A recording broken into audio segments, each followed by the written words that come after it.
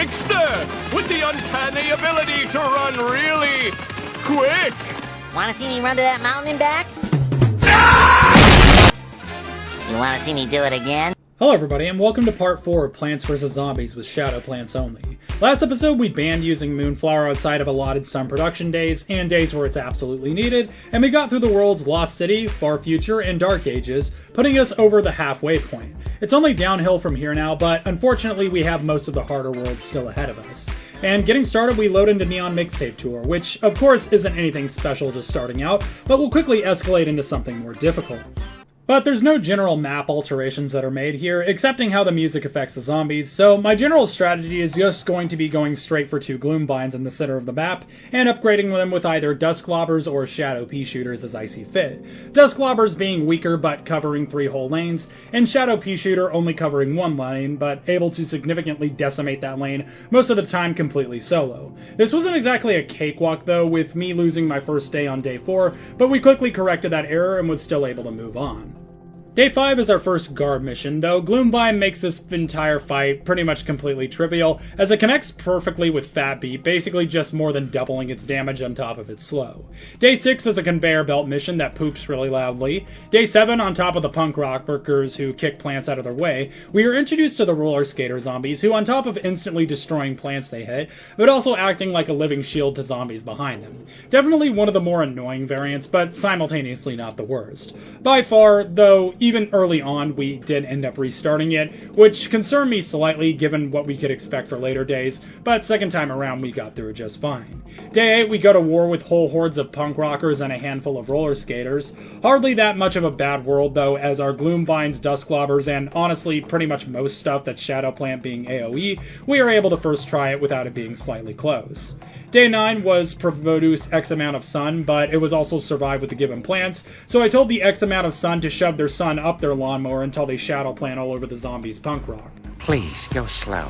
I have IBS. Day 10 was a conveyor belt, click here to add title. Day 11 was a pre-picked plants. Day 12 introduced the Rapper zombies and the Gargantuar of this world. Both are pretty dangerous, and we still have plenty of bucket heads to deal with, so we make use of permanently adding Grimrose to the team, who when placed down on Gloomvine can actually insta-vaporize 3 zombies. Day 13 was a plan your defense wave with an entire army of bucket heads and Rapper zombies, but Shadow Pea Shooter destroyed them all before they could even realize what's happening. Day 14 was survive with the given plants, and then we get to the first hard day of Neon Mixtape, a real troublemaker. So in this mission I am tasked with defending a column of fat beats, and initially this may seem like a buff, especially considering what I did for the other mission, which was puppy guard them with Gloomvine, seeing as how they synergize well with them. However, we have the Rapper zombies here and their little insta-death flail attack. Additionally, I'm not in good sun production ever, because we are still not bringing Moonflower, meaning pretty much no matter what happens, I'll be scrambling to protect all the fat beats, barely able to pay for any of it. Now, Shadow Pea Shooter could easily deal with a lane when powered with Gloomvine, but that total runs me by 250 sun, and once again we are completely bogged down with sun, having to spend all of it protecting the beatboxing radishes. Thus, even though I wasn't ready to give up and use Moonflower just yet, I did start looking at other possible plants to help me through at least the early game of this day, like if there was a Shadow Plant that costed nothing and could stop the zombies if only for a few moments. Golly gee, if only there was another way we could mix that cake.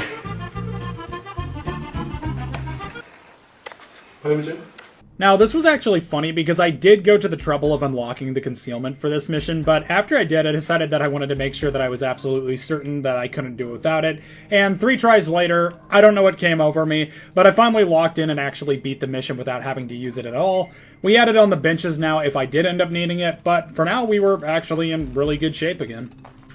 Day 16 was the ultimate battle wave, it doesn't exist. Day 17 introduced the breakdancing zombies, who on top of moving a bit faster will throw zombies they collide with significantly further ahead, and will often do so multiple times if allowed to. Once again, this isn't extremely dangerous or anything, but it definitely requires you to push the envelope at points.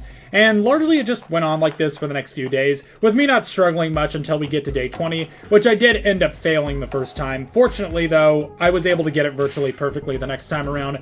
Therefore, it was largely just a strategy issue on my part, probably, for not properly dealing with the rising threat of Rapper zombies dropping it down hard. And not even one day later, we get to another hard day, being day 21, which caused another several failures due to it being don't trample the flowers with multiple gargantuars, and that I'm having to be so cost-effective that I'm having a more specific build order than a StarCraft 2 ranked match. And thus, even though I had failed at less times than day 15, I wasn't really in the mood and ended up just using a concealment once really early on. Looking back, I might have been able to do without it, but I wasn't really in the mood to go into the bowels of mathematical possibility at the moment. Maybe I'll come back to it at the end though. Day 22, conveyor belt that makes you scream Japanese words really loudly for no reason. Day 23, introduce the nerd zombie, which summons Terrarians from his arcade machine. They won't be too difficult on their own due to all my AoE nonsense, at least at the start. Day 24, plan your defenses. Honestly, these days aren't even really worthy of thought most of the time. Just plant a row of powered Shadow Pea shooters, and the way is over before you can even realize that I've frozen time.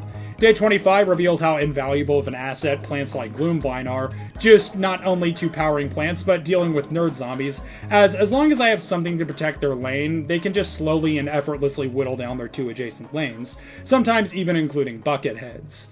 Day 26, we defend a bunch of delicious mushrooms from being put inside a low-calorie salad. It isn't difficult because on top of being capable of cloning and defending themselves, once again our shadow plants are able to synergize and basically wipe out anything they can. Mushroom, mushroom, the taste for all seasons. Mushrooms. Day 27, conveyor belt, shut up, nobody's talking to you. Day 28 annoyed me, not because it was the most difficult, or because it introduced the boombox zombies, but because I actually beat this day the second try, but forgot to actually film myself doing it. So I had to go back and rebeat the whole day over again. Whatever, not that big of a deal, moving on. Day 29, nerd army and gargantuars at the end, but unfortunately that gargantuar came in a lane I still had a lawnmower in, so we all know how this ended. Day 30, never have more than 15 plants. Ah yes, the quintessential day of trying to subvert my expectations and distract me from the actual danger of this day being the immediate rapper zombies and the 2 gargantuars that show up at the end of the day. Very clever. As obnoxious as it is for me to say this though, the solution to this was actually just making sure I had a lawnmower in both of those lanes at the end of the final wave marker, and just like that we're done. And with Neon Mixtape Tour, we were done altogether, as Day 31 is a pre-picked plants wave, and Day 32 we give Dr. Zomboss constructive criticism on his music. Buddy, because I love you guys, but... Ow! That didn't feel good. Moving on to Jurassic Marsh, being one of only 3 worlds left. Now, admittedly, mainly because of the Parasites playthrough, I was a little bit scared of Jurassic Marsh, probably more so than even Big Wave Beach, which may or may not be dumb on my part, seeing as how we haven't gotten to it yet, but nevertheless, here we are. The zombies here are pretty vicious, but as you may have guessed, our real issue will be the dinosaurs later on, who just randomly alter zombies' locations and trajectories on the map. If I had Perfume Shroom, I could easily turn them to my side, but even in my Parasites playthrough, that proved to be pretty economically inefficient. Plus, we have plants like Murkadamia Nut to give us a little bit of stopping power if we absolutely need it during the later days, and repeating the same thing I've said for pretty much every single world now, the first handful of days on this world, nothing really special happens. Day 10, we were exposed to the first actually unique dinosaur modifier, being the Pteranodon, who basically turns any zombie into a minor zombie by picking them up and dropping them on the other side of the lane, traveling right ways. This can be absolutely horrible for us, but Shadow Pea Shooter also can actually assassinate them, even from behind, and additionally, Pteranodons can end up picking up bucket heads or more dangerous zombies too, effectively making them no longer valid combatants if nothing's in front of them. All in all, the Pteranodon isn't necessarily a welcome dinosaur, but it's far from the worst and is the one that can also be consistently helpful. And I was actually feeling really good at this point with Jurassic Marsh so far as we were up to day 13, and that was the only day I'd failed so far, and it was only a single fail, so we just kept pumping right through. And we still didn't have any resistance on day 15, which was protecting 2 primal walnuts, who actually ended up being more helpful above all else, as I just placed a bunch of gloom vines behind those 2 lanes and aggressively blew bubbles all over the zombies. Moving through a few more days, largely of unimportance, as we were able to just first try most of them without too much effort. We do eventually meet our greatest opponent, though, on day 18, which introduces the T-Rex, capable of turning any zombie into Made in Heaven. Day 18 was easily the absolute worst of Jurassic Marsh for us. I don't know if that was a strategy or a lock-in issue for me, as I didn't have nearly as much of a struggle in later days of Jurassic Marsh. T-Rex's introduction day is just absolutely vicious though.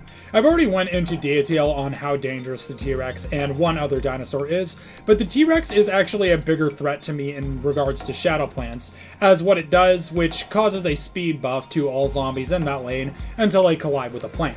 Now, I have numerous plants that can easily deal with single zombies, but when it comes to stopping power for multiples, I either have to get lucky and hope they're clumped together, that I can dig up a plant before the zombies eat it, or I could use Murkadamia Nut, who actually did end up being rather helpful for these specific days, provided much needing stopping power while Gloomvine dealt with them.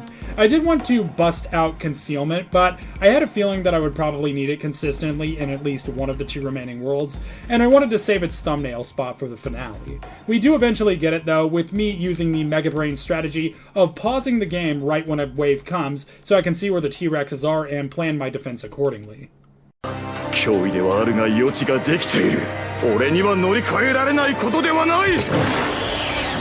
運命は俺を頂点に選んでくれたのだ。 Day 19, don't trample the flat, just kidding, it's a conveyor belt level, get pranked. Day 20, produce 2000 sun, and not only is the cost small, but we can easily make it there with Moonflower and powering up our Shadow Pea Shooters at the same time. No problems here, moving right along.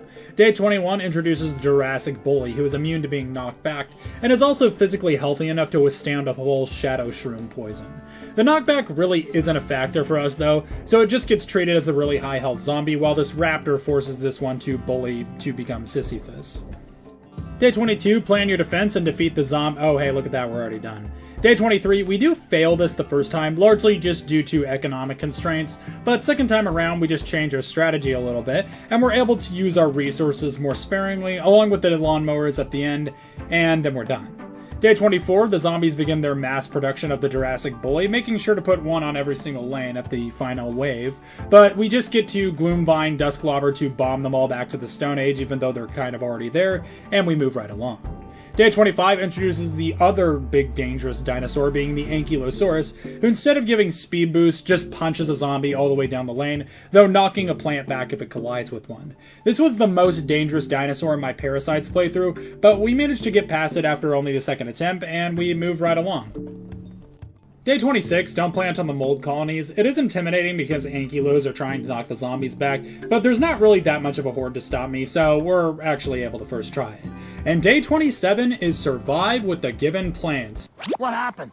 I blinked and missed it. Day 28, I restarted this first time around because one of the zombies took my first Gloom Tower and I rage restarted. Also, it did have both T-Rexes and Ankylos, the former actually being the bigger threat to me. Second time around though, I just locked in and it wasn't that difficult. Day 29, survive with the given plants, the pain is unbearable. And day 30 has a T-Rex and a Gargantuar, but we just Gloomvined the adjacent lanes and protected them with a Shadow Pea Shooter, and we actually ended up getting this one the first try, even finishing inside the Gargantuar at the end. Day 31 being survive with the given plants, and the only thing left being to insult Dr. Zomboss's dinosaur pet right in front of him. We officially made it through the Jurassic Marsh, leaving us with only 2 worlds left, and the Shadow Plants challenge almost finished. But at that, I decided to end this episode here with the 2 remaining Shadow Plants I haven't used, maybe being used in the finale. But if you enjoyed this video and you want to see more like it, please leave me a comment down below letting me know your thoughts, as well as what you would like to see next, both Plants vs. Zombies and otherwise. And if you're new here, please consider subscribing, as I upload new long-form content every week, as well as new shorts most every day, encapsulating variety content, including challenges, guides, memes, audience participation, playthroughs, and even theories. Also, join the Discord with the link in the description, as well as the pinned comment to become part of the show. But with that being said, thank you all again so much for watching, and big thank you to my channel and Patreon members, and I will see you all next time.